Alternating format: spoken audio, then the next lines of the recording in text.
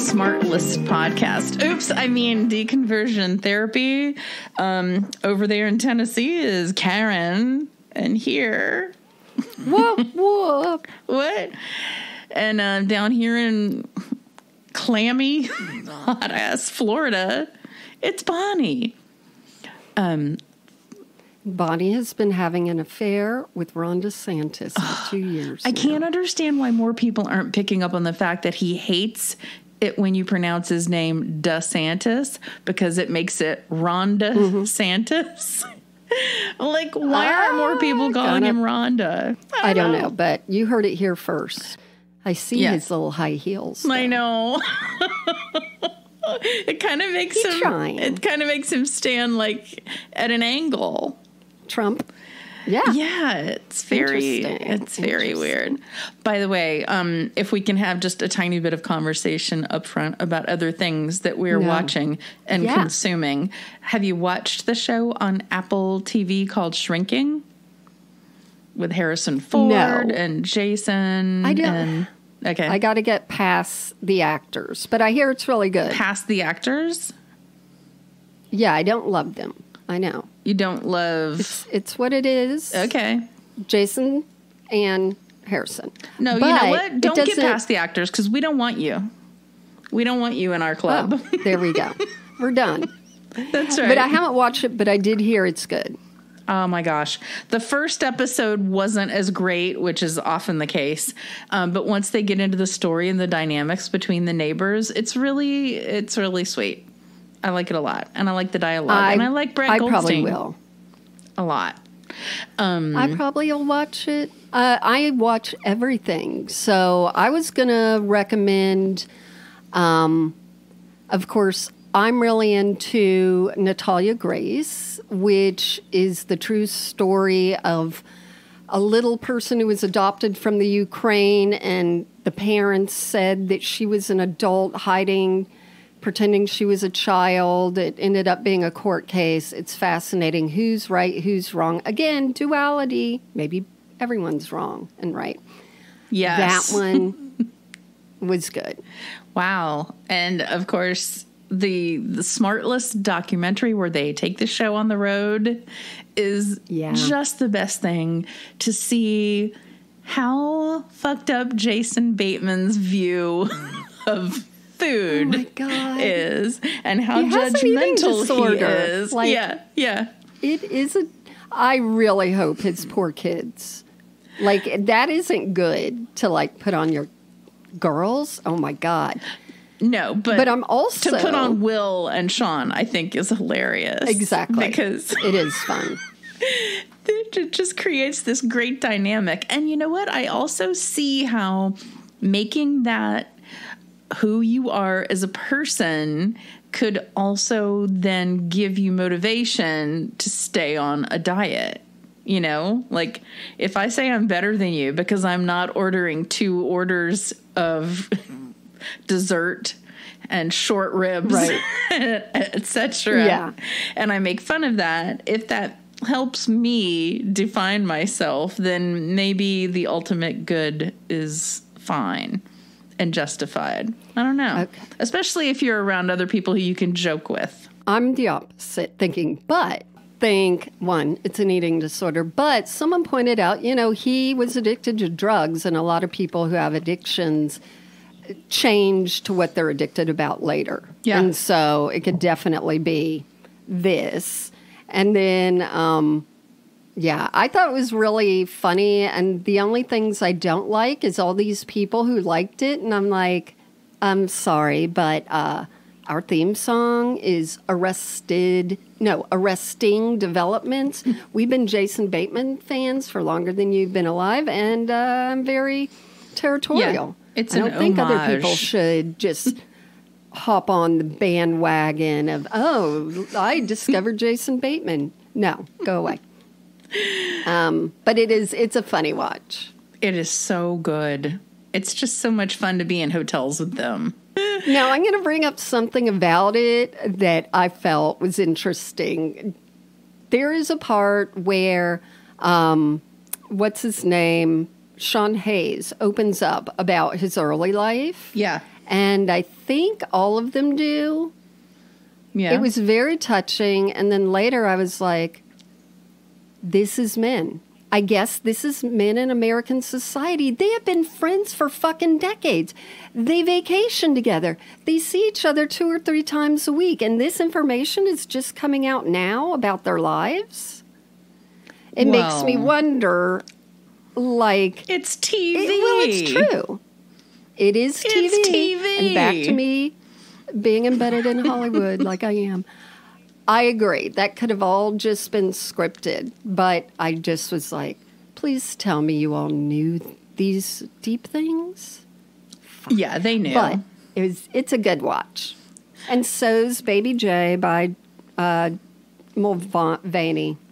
Don't call him that. John Mulaney? Him.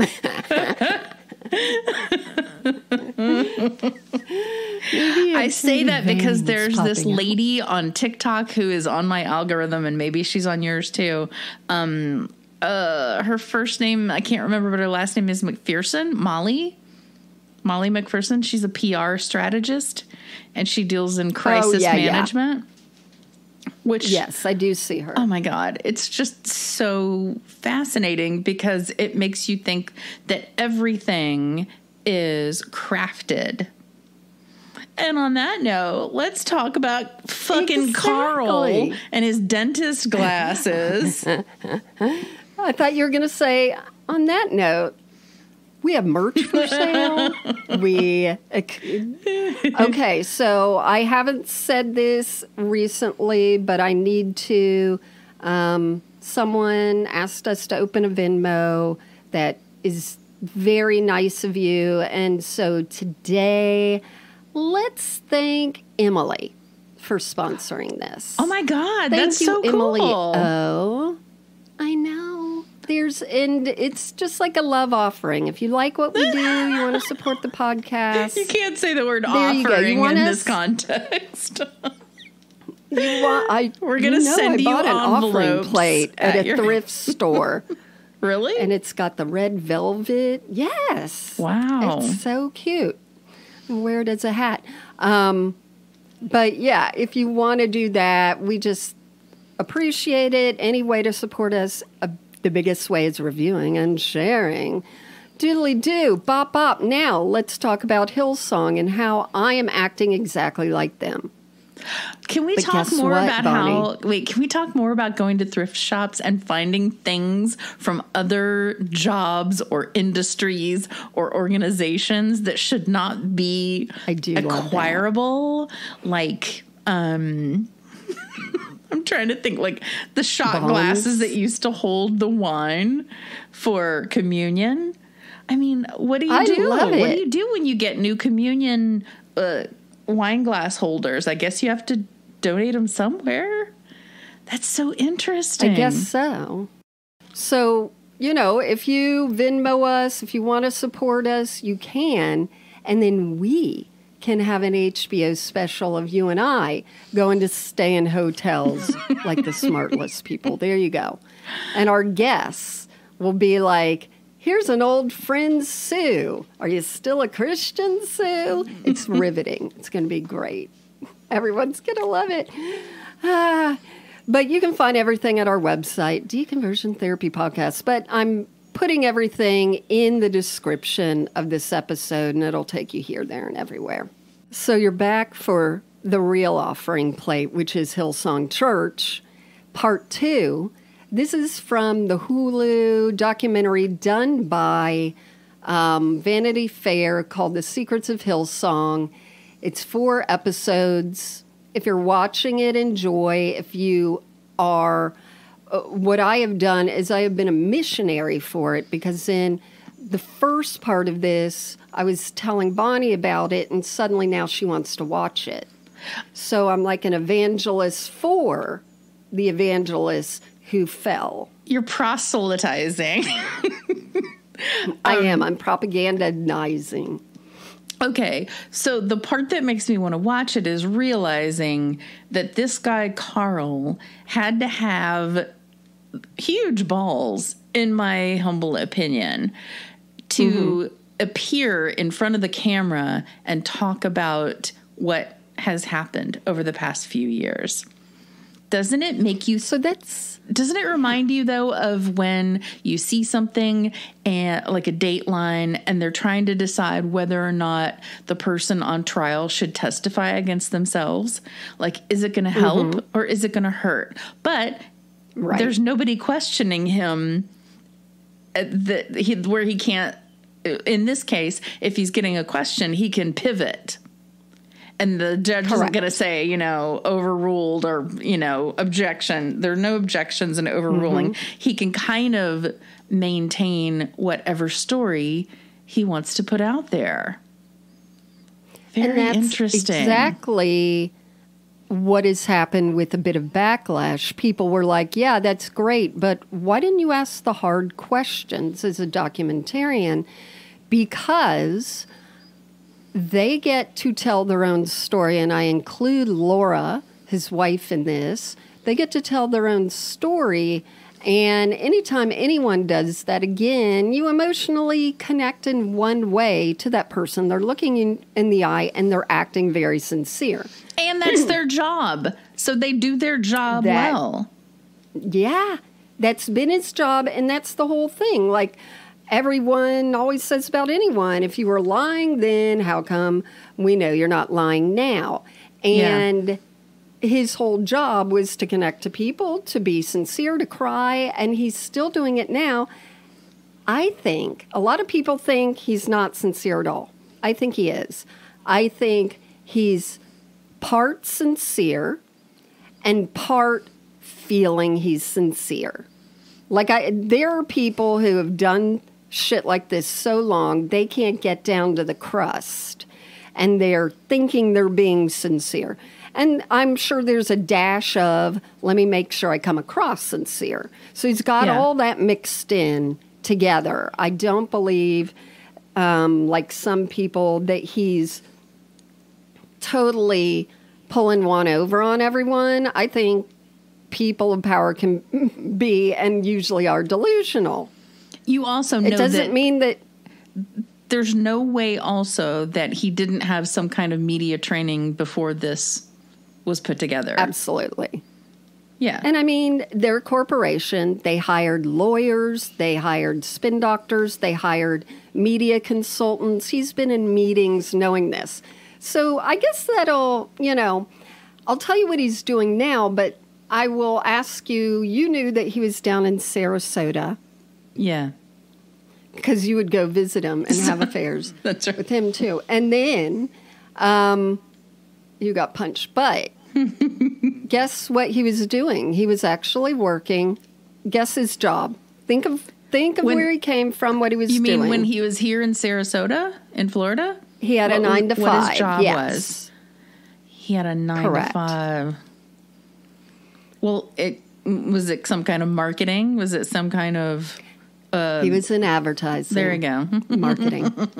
And he said, I mean, that's what I've been doing my whole life. Yeah. I've been marketing Jesus. And I'm like, have you been marketing Jesus or have you been marketing yourself? But okay.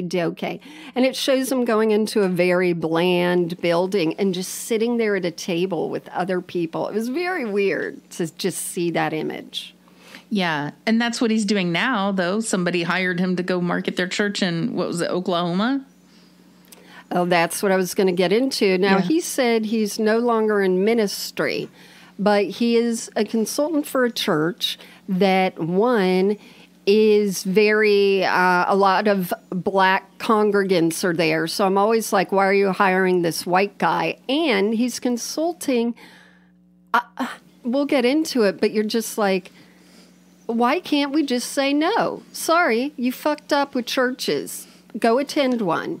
Go be a volunteer. Scrub toilets. He still has skills. Get on. He still has something worthwhile to trade for money. And the whole story of the Bible is redemption. The whole story of the church and the people who fall is redemption.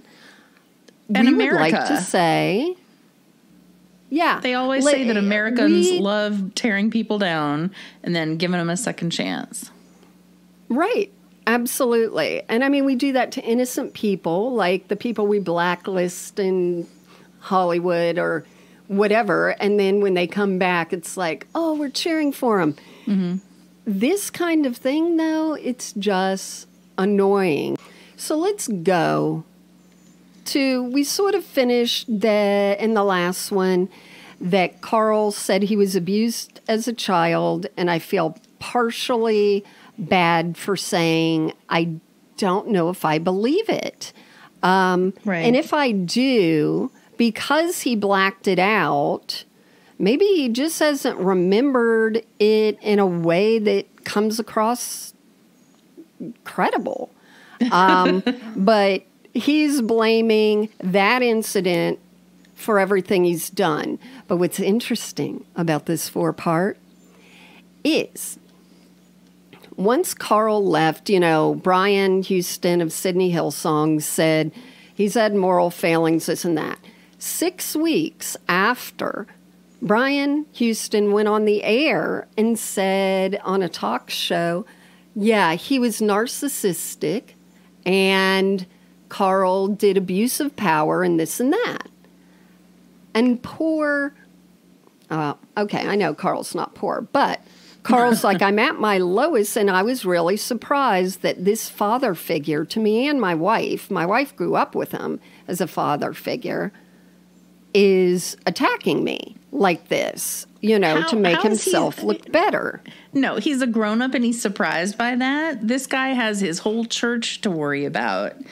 And what is he going to do? Defend somebody who's, brought them only bad publicity and fucked his own life up and then isn't part of the church anymore?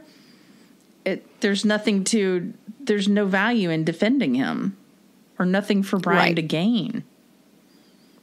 Ugh. And so that's what makes this whole thing so interesting, that Carl comes on to do his new testimony 5.0 or whatever, because now he starts going after Carl.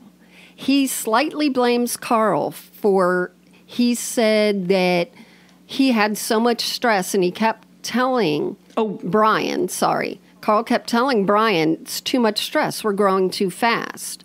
And there was even times he said that he and his wife wanted to quit. Now there's rumors they might want to leave Hillsong and start their own church.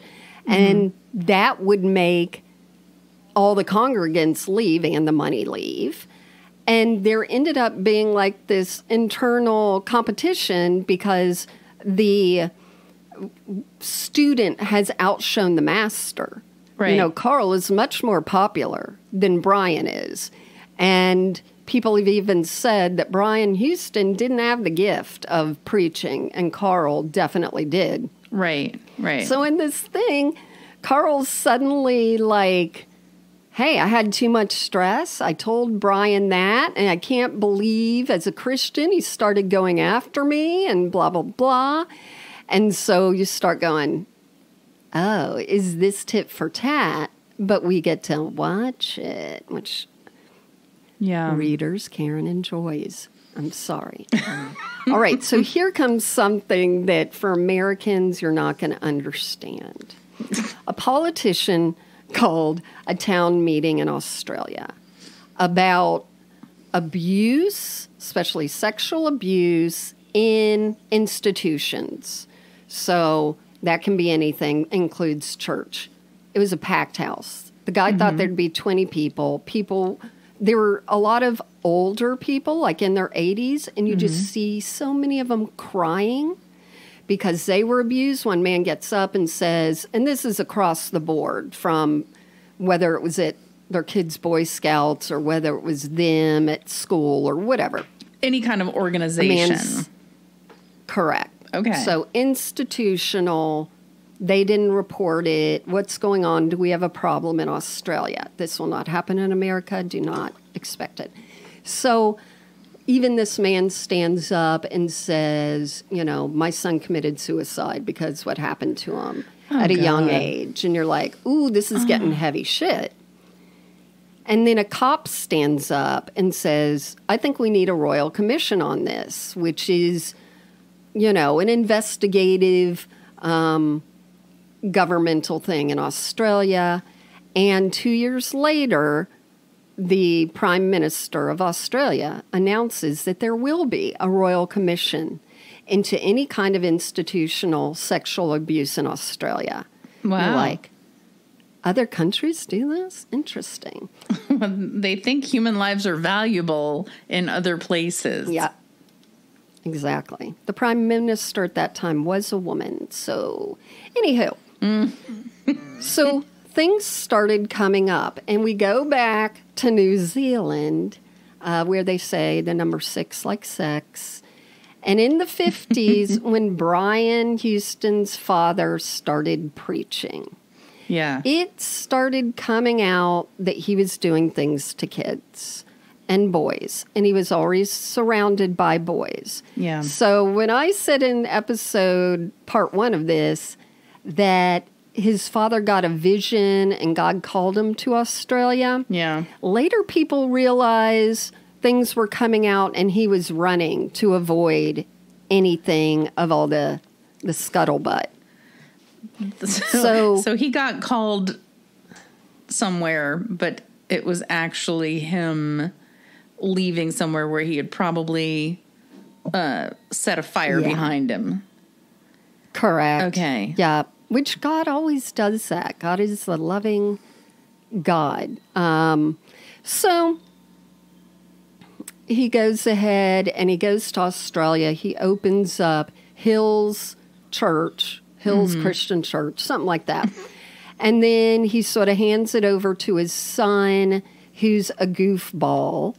And people said they compared him to Ned Flanders from The Simpsons. Wait, and this is Brian's father? Frank, the father, who had been doing the abuse, ended up handing the church over to his son, Brian, who you call Egg. And so Brian people were was likening goofy. Brian? Oh, they were saying Brian was goofy. Brian, okay. Goofy. Ned Flanders, goofy voice. Lots of people saw that.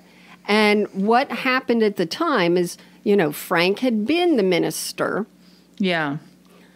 But then when he hands it over to his son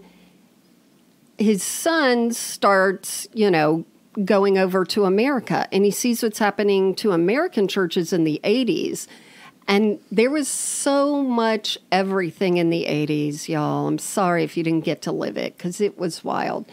And he saw the prosperity gospel and how money was getting talked about by televangelists. So Brian went back to his father's former church, Hills Christian Church, and started bringing money into it, even wrote a book cleverly titled Money. And, everything started to change. And then Ned Flanders suddenly, fake tanning, lifting weights. He even they show a clip of him preaching where he stops to do push-ups, which I hate that masculine fuckery. Bleached teeth. He got new teeth. Okay. So he started changing into this person who fooled Bonnie into sincerity. She's going to move there and then be sucked into his cult. It's the way he speaks. He just doesn't seem to be. I don't know. To me, it was always the opposite. Appearance. But I lived in Australia. Isn't that funny? Yeah. Maybe. Yeah. And so, he came back. Which let me throw this in. Which is also why I noticed the theme of when there are men trying to shake down women by being the Dirty John types, they will feign a British accent because it does something to us to make us think, ooh, they're smart or something. There's something, or at least it detracts from us being able to tell that they're shifty and full of shit. And there's a podcast, was it Little Bobby, something Bobby, about someone who did that Y'all need to Really? find it. It's crazy. I will. I'm going to write that down. So we have, first, people started noticing that Brian Houston almost seemed like he was competing with his father. Like, I'm going to do this preaching stuff. I'm going to do it better than my dad. Yeah. Which we see come up later in sort of the competition with his own protege, Carl Lentz. Like, he wants to be the top dog always. Right. And I'm sure it was a blow when he heard so many people start saying, oh, I didn't even know there was a Hillsong in Australia. Right. He's the one that started it. But in about 1989 or something, Brian started hearing all these rumblings that his dad had touched, fondled, raped young boys. And he confronted his dad, and his dad admitted that it happened. It was fondling, and it happened once 30 years ago. Mm-hmm. Well, it's so interesting when you imagine you're going to confront your father, and then I guess you've got to be shocked when the answer is, yep, it happened. And then you've got to go, oh, fuck, now we've got to figure out what to do about it.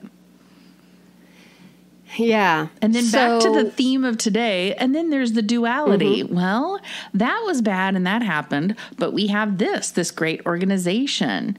And should we let the whole thing go to shit? That's it. And ego, and this will shut me down, right, and all these things. So there were even ministers of that denomination, like 20, who had a meeting, and this plays an important part that Brian admits at that time. Yeah, my dad confessed that he did do that, and he did it one time. And guess what it was? It was a moral failing. Mm-hmm. It was not a crime, Bonnie. No one reported it. It's just a moral failing. But it ended up that young boy grew into a man and either wrote or confronted this Frank Houston. Was like, I know what you did to me. Frank Houston said, I asked for your forgiveness, and if you forgive me, I'll give you $10,000. Awful. I mean, for sure you have to take the money, though. Yeah. So first of all, Brian Houston, the son, says, my dad didn't do anything. Next, he's like, yes, it happened once, and I was crushed, and I believe all that. Then we find out that it was Brian who paid the $10,000 to the guy to keep him quiet, because the guy called Hillsong Church and said, your father said he was going to give me $10,000. He didn't. And then Brian Houston said, you're getting it. I'm sending it to you. Yeah. So he paid off. So he's known about this whole time. And now it's starting to come out. And not only is it starting to come out, but there's about 10 other young men who come forward and say, yes, Frank Houston did the same to me. And then you have to wonder how many of them were genuine or wanted their $10,000. I mean, probably all of them. But I get it. Yeah. I mean, these people, they interviewed some of them. I mean, they were damaged for life. You know, they interviewed them. A few of them. Yes. Oh my gosh. Wow. So the main guy, and it was a royal commission. So they can make people tell the truth. They're taking oaths. They're doing all this. And it ended up that, of course, they had to have Brian Houston be on the royal commission. What did you know? When did you know it? Why didn't you tell anyone? Why did you cover it up? Why did you pay money? All this stuff that we start seeing Brian Houston get caught up in.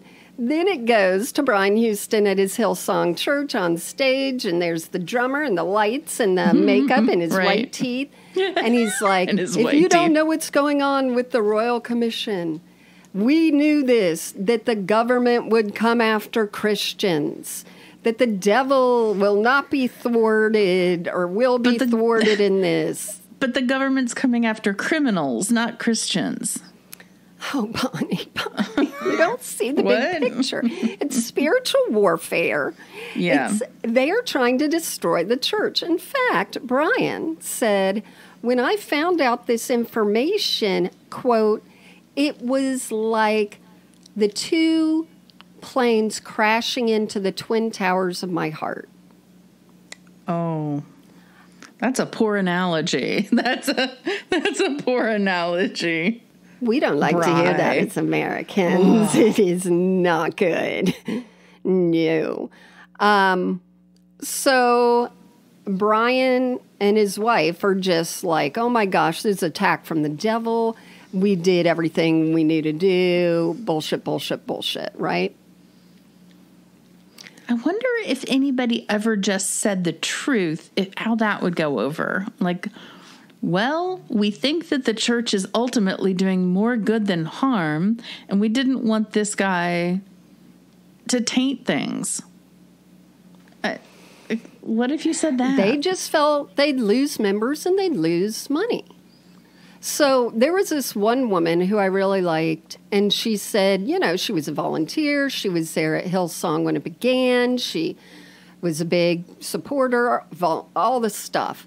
And when this came out, and there were so many credible things that Frank had abused people, and some of them were going on TV going, yeah, I've hidden this for years.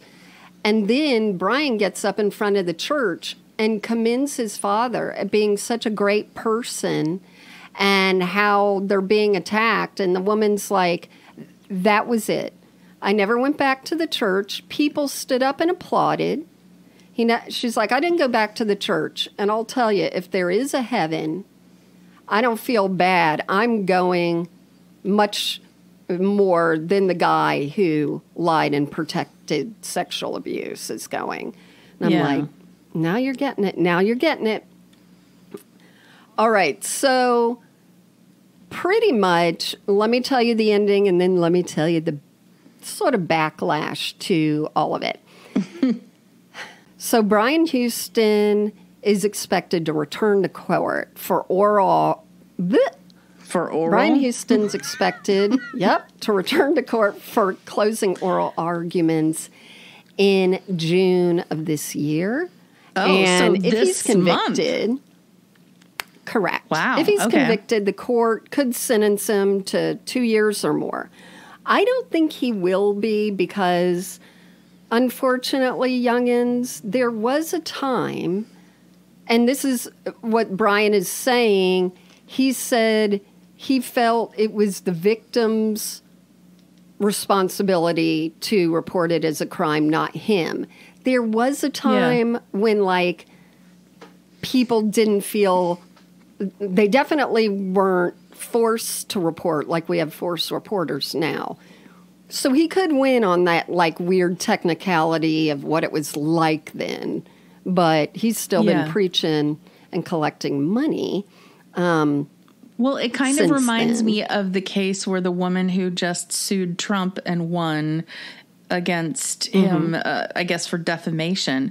Back when it happened, all of her girlfriends, I think, if I have the story right, were telling her after she told them what happened when he had sex with her in this fitting room, they were like, you can't say anything. Or they understood, at least, when she decided not to say anything, because it he would assaulted hurt. her. Let me say it wasn't sex, but yeah. Yeah, and she chose not to, I guess, file any charges because she knew how damaging it could be to her in her profession. Yep. Absolutely true. Yeah. A lot of us. Yeah, that was it. Society-wise and everything. And there wasn't support like there is now. And there was definitely not We Believe victims at all. And I mean, it's bad enough now, but it definitely was, quote, back then. And even with what's going on with this case, men saying anything, there can even be sometimes more sort of doubt. Yeah, why didn't you fight him off? You know, and this guy's like, I was 7. So most of this ends with Carl said, "My story is now one of recovery." Hate it. What do you get a story? Why do you get a story? And because people why get do you stories. get a job? Like, that's it. He's like, my story is this, my story is that. It's all a marketed testimony. Mm-hmm. But what happened with Brian, he and his wife, he was stepped down from Hillsong. And then they sort of forced his wife, Bobby, to also step down. Mm-hmm. Carl Lentz, when he, quote, voluntarily stepped down, his wife later had to step down. And they were all his wife on was the payroll. I did nothing. Right. So Laura Lentz was always like, how unfair. This was my family. I did nothing. Why am I being fired? So now she's saying, so when Bobby got fired, I'm like, oh, really? Now you're upset? You did that to me, and now they're doing it to you. So you can see that there's obviously a lot of tension between both of them. And I'm wondering if the Lentzes did this to, one, rewrite the narrative of their story, mostly Carl, and to sort of give jabs because they're sort of happy at what's happening to Brian Houston. Carl is like, I guess the truth comes out. We're just going to see what happens. And he's sort of almost got a gloating look on his face. Yeah. Because despite all that Carl did wrong, he still acts like he was wronged. Yeah. And it's just like, oh, you little pisshead. And Laura, I'll get into it, but I have lots of... I do feel for her, and she is a strong woman, and she is like, I am with him because I love him, and I see that what he's doing now is changing. If I feel that he isn't, I will leave. Like, she comes across very, I'm not messing with this anymore. Yeah. She's in an MLM selling supplements. So that's interesting. Really?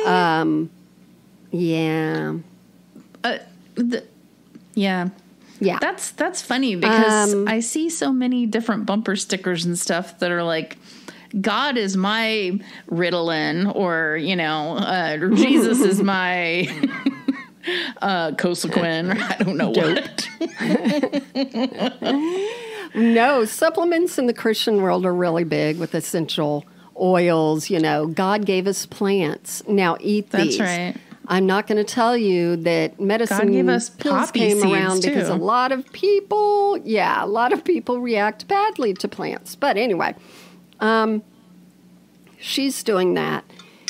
And sort of the bottom line of all of it, some of the journalists that worked on this, first of all, they're coming out, getting their hands on more of the financial things, because while these volunteers were strained financially and collecting debt because they felt they were part of something bigger, they would watch Justin Bieber and Carl go to a fancy restaurant and then be, have Gucci and be flooded by paparazzi. And they're like, it was very hard to see what they were doing because they had corporate credit cards for all of it. And then, that one journalist said large churches are based on the necessity of abuse of power. And no matter what we think of Hillsong, unfortunately, they created a template that tons of churches and young, cool ministers are trying to emulate because the model is scalable and profitable. Mm-hmm. I'm like, oh. It doesn't not work. Exactly. So part of it that I really liked is the ex-congregants, most of them that were on stage at one point or volunteers or the inner circle-ish. At the end, they said, what's your faith and all that. A lot of them were like, nope, I I left church and, I left my faith, or my faith is bigger than God, or whatever it is. And I thought, I would love that to be done with this Southern Baptist church you and I grew up in. How many people walked away from God and Christianity because of Carl Lentz? Like, he needs to know that. He needs to know he destroyed their lives. He keeps saying, the most important people in my life is my wife and my 2 kids. And it's like, you left such destruction in your wake.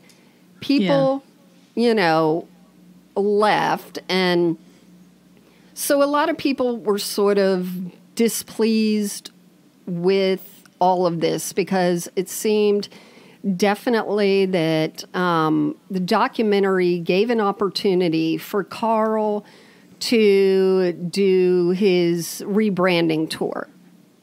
Yeah. This is who I am now. I am suffering. You must feel for me. I apologize. And every time he apologized, it was followed by a but.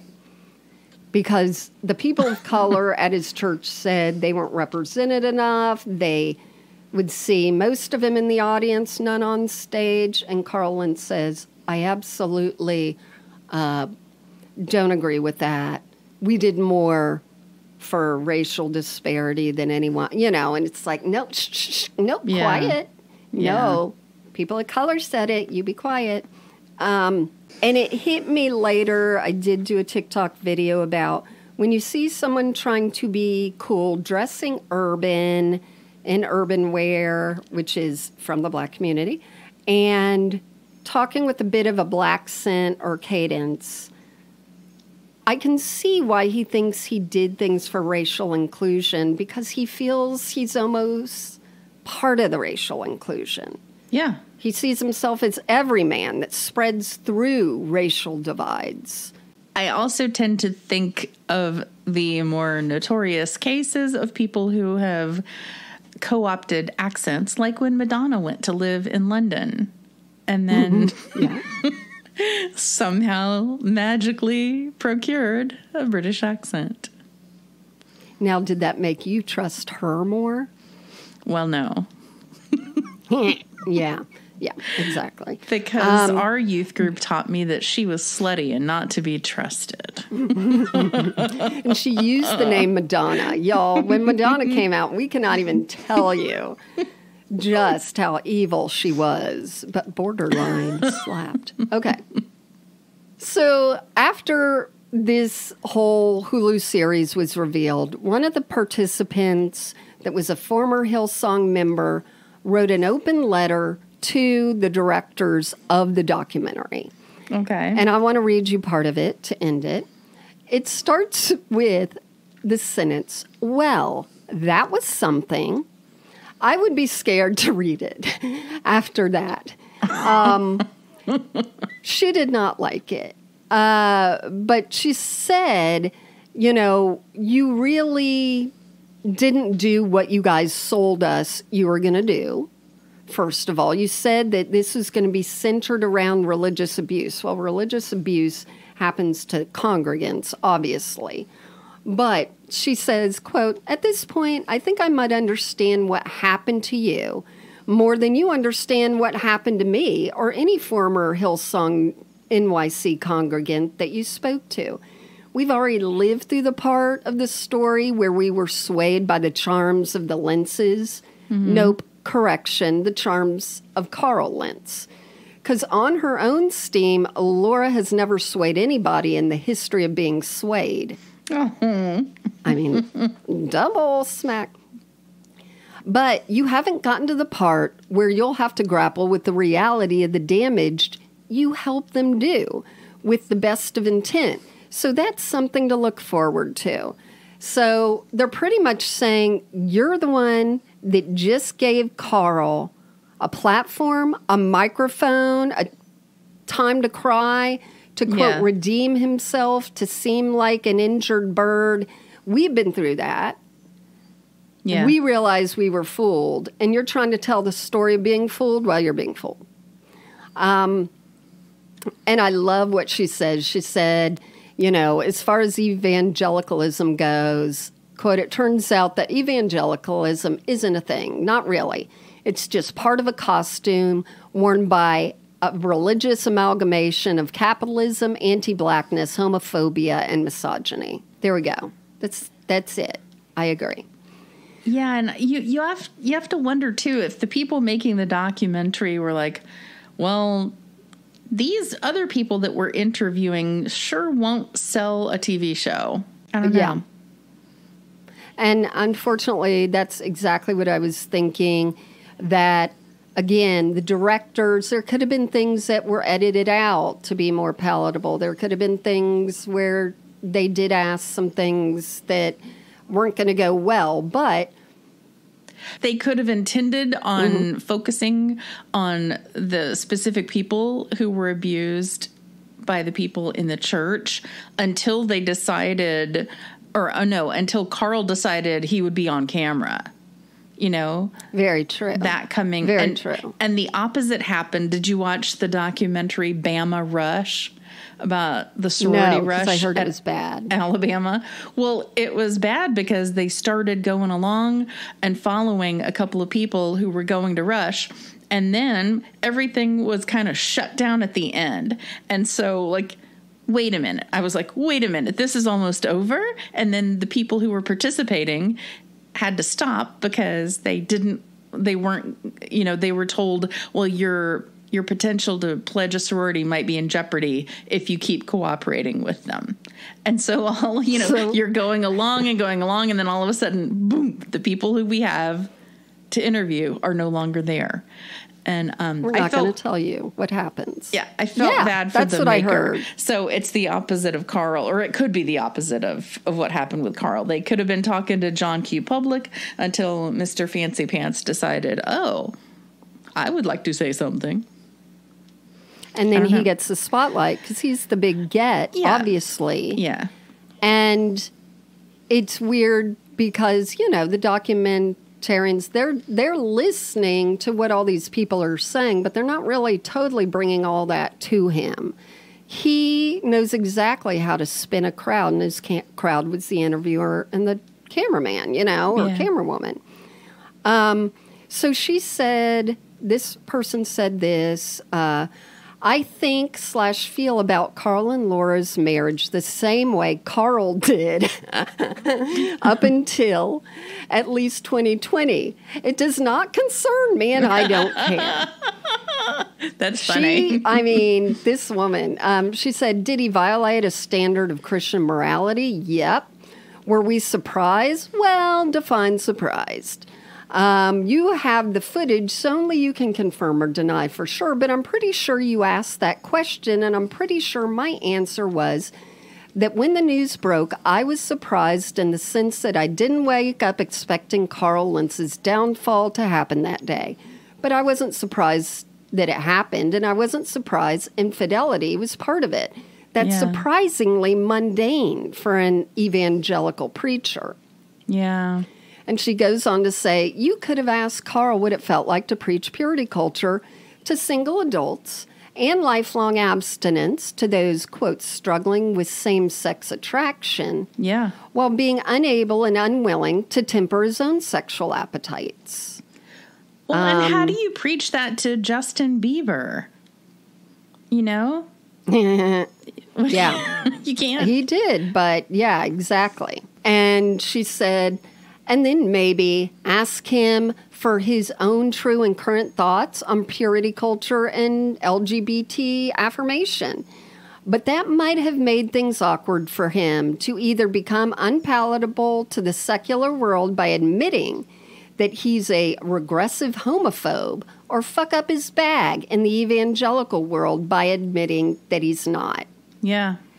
This woman goes after him and these people because what you were saying, whether suddenly Carl was like, you know what, I'm going to do it, and he's the get, or they're very careful when they're interviewing him because they don't want him to stop and walk off and say, no, I'm not going to do this anymore, or I'm not going to sign a release. So I feel for this person but I understand. Who knows? Who knows? I'm not apologizing for him, but yeah. And this is the part that really was interesting to me. She says to the director, "You didn't have to wrestle with whether or not Carl Lentz was God's representative in your life." And I think that's where the true thing is for all of us and for Hillsong. Like, people, we're groomed. If you're raised in the church, especially conservative church, you are, quote, groomed to bow down to authority. Your parents, that's in the Bible, the pastor, your elders. So you're being set up for sexual abuse or to be abused by someone in power in general because you're acquiescing to those, who are, quote, higher than you. Well, and that's why a lot of us are so angry. But that's why a lot of us are so angry, too, because once we grow up and we see that we were just being told to shut up, and not have real reactions to things, that's very upsetting. Some of the adults in our lives were true shitheads. Yeah. Yep. And you and I are fortunate that we didn't experience some of the shittiness that many of our followers have. Yeah. Yeah. Absolutely. Yeah, absolute. Yeah. And the bad part is we couldn't not discern, but you had to follow the authority of everyone. So you can have an elder who's smart and intelligent and cool, and you're like, yeah, I do want to listen to him. And you can have a fuck-up, goofy, sketchy person, and you have to listen to them too. Like, you lose your perspective as far as who to listen to and who not to, because, Wow. Okay, so she also said, okay, let me repeat it. You didn't have to wrestle with whether or not Carl Lentz was God's representative in your life, while wondering if disagreeing with him was disagreeing with the will of God. Right. And that's a huge one. Or to grapple with what it said about God and God's thoughts and plans for you. And payrolling one mediocre white man after another was just him doing exactly what God wanted. I don't even know what there is to fall for about Carl Lentz minus the power of God. Honestly, the fact that y'all got by Carl in 2023 does make me feel a little better about being fooled a decade ago. We fell for Carl's shtick at the height of his powers. Yeah. Right. Y'all fell for, ready? The Party City, Florida man version. That's good. And that's like, funny. We are not the same. And she, in her essay, she put his laughy face. That's funny.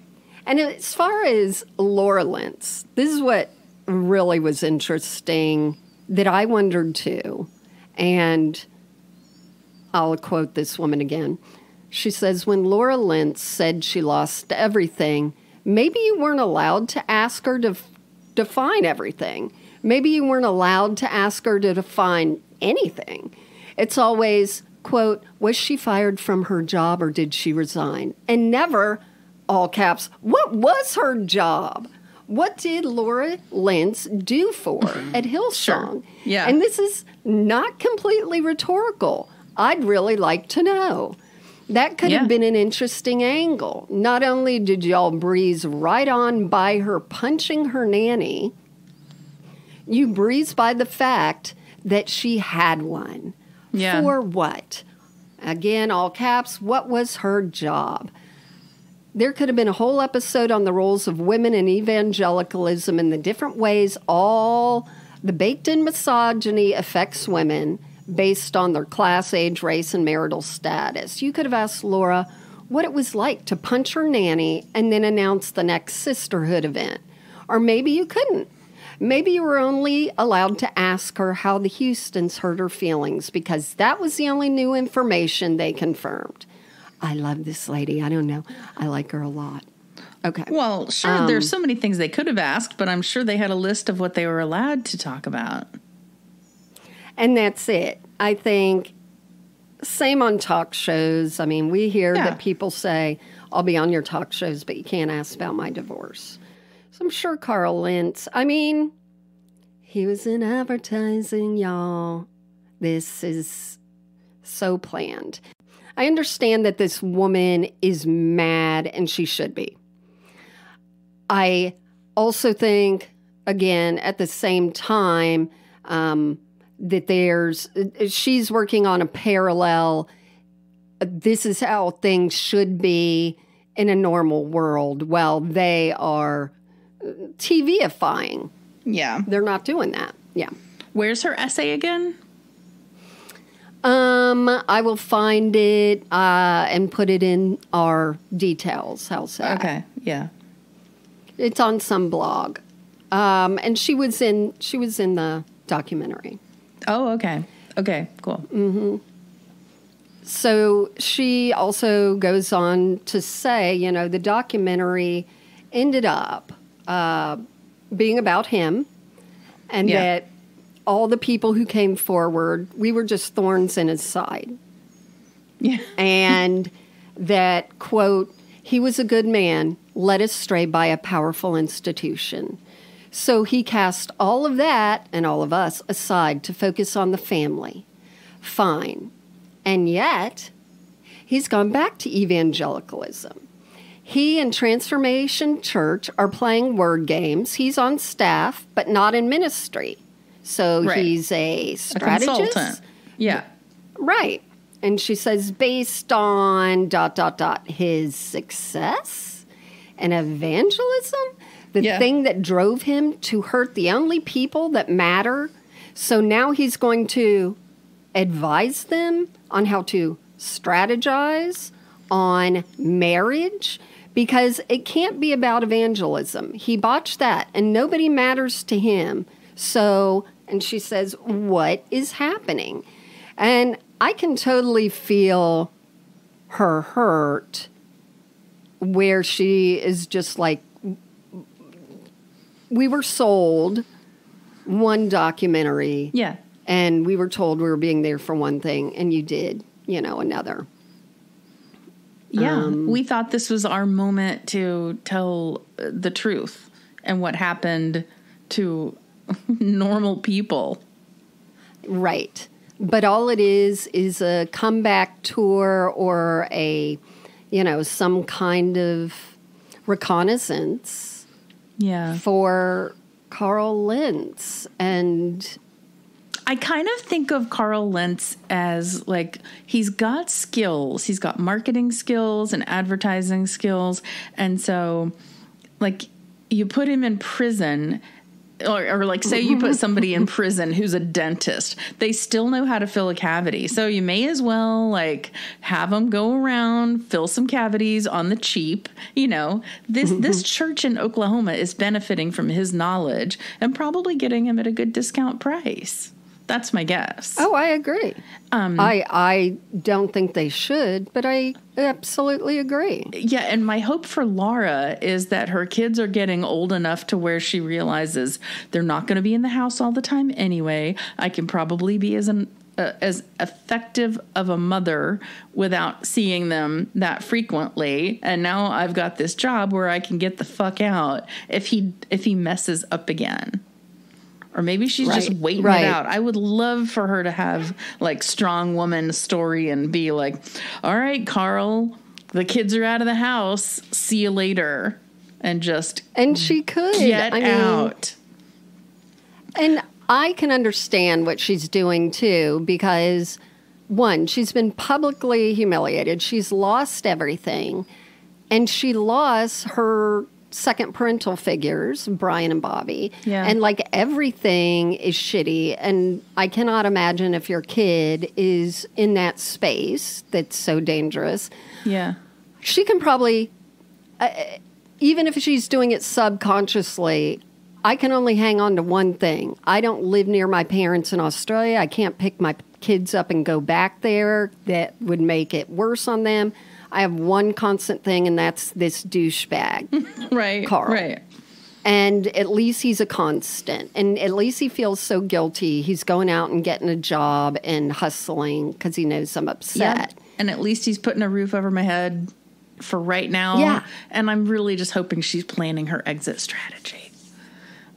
But who knows? You know what you made me think of? No. The supplements that she's into. The supplements are the Carl Lintzes of the medical world. So this whole thing, if Carl was the CEO of an organization, he's fired, he's not getting hired at other organizations because of what he did. However, because it's churches and like supplements, they're unregulated. Yeah. Yeah. And people think, then it's suddenly okay, and we'll just put him, in this other position to do this and that. We know he's going to do a podcast. We know he's going to do a book. We know they're going to do a book together. And maybe it won't be for a lot of years because he has this way of fooling himself that he is sincere. Nobody Not thinks to a they're a point bad of- person, though. True. No one thinks they're a bad guy. Well, I'm not. And I feel he is so sincere in thinking he's sincere. Yeah. I know everyone's following this. It's great. That he's probably thinking, there's no way I'm going to write a book. I am not prepared to. No one should be listening to me. Maybe in 10 years. Like he's so far down understanding but he knows his no one will give own a shit in trueness. 10 years, so it's closer probably to 3 You think years. it's sooner? Yeah. I think it's sooner. Yeah. Yeah. We'll have to He's see. got to capitalize on, Yeah. all this. But I mean, I liked it because I wanted to hear him talk. Yeah. Oh, and there was a few times he just wore a tank top. And I'm like, here we go. Okay, stop it. Here's my problem. Even in the world of true Sorry. crime or whatever. Hey, hello, we're going to interview you. Do you want to be on this show? Yes. I'm going to sorry. wear wrinkled clothes I got out of the laundry. I have other clothes I could put on. I'm not doing it. I'm not doing it.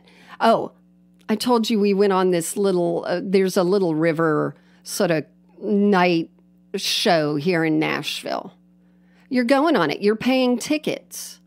Why was the guy behind me in the buffet line wearing jorts, a long beard, cut off vest where his arm hair is dangling vicariously near the vegetables? And I'm like, I don't understand. I'm all for being comfortable. That's fine, Carl. But what is it that everyone's going to watch this and you wear a tank top? I think it's very interesting in his view of himself that he doesn't even understand yet of what he's portraying and what his image and how he thinks of himself and what he wants to reveal of his body. It's very telling. Although I just think there are a lot of men who think tank tops are okay. Dear men, we allow it Dear for gay men, especially Pride season. Boys under 5. But again, if you're being filmed, you're being filmed. I just don't. There's subconscious reasons. People wear what they wear, and it was just interesting to see that. There's no way he didn't have a media team either. Somebody told him that tank top was okay. I know. I think anyone watching it, that the filmmakers, although they didn't do a great job grilling Carl Lentz, if they needed to be nicer to keep him on there, I think he revealed himself enough that people would have understood that he's not getting it. Yeah. Whether he doesn't have the emotional depth to, or he's playing a game or a combo. he's not getting it. Yeah. So. It would also be refreshing for documentaries at the end to have a disclaimer. You know, there were questions we were not allowed to ask Carl. True. That's very true. I agree. If anybody would think of doing that. So that's it. That's it for Hillsong. What we have there. Did I mention? That Brian Houston had to step down from Hillsong, and that he's also been accused of going in a hotel of one of the congregants when they were out of town with a group when he was drunk and trying to fondle her, and then inappropriate text messages. Forgot to add that in. Oh, there. Well, so, I guess we'll find out soon what his sentence is, right? Yeah, not for that, but for the other stuff. Okay. He'll probably be redeemed by God. I thwarted Satan. I can only do his voice in an American accent. But he does talk like that in the back of his throat. And he does it as a Kiwi. Oh, goodness. Well, thank you for that, and I will go watch it. Do it. And we love you all, and just don't go to church. You're safer. All right, or do what you want. Okay, thanks. Love you. Bye. Oh, true. Adios. Bye.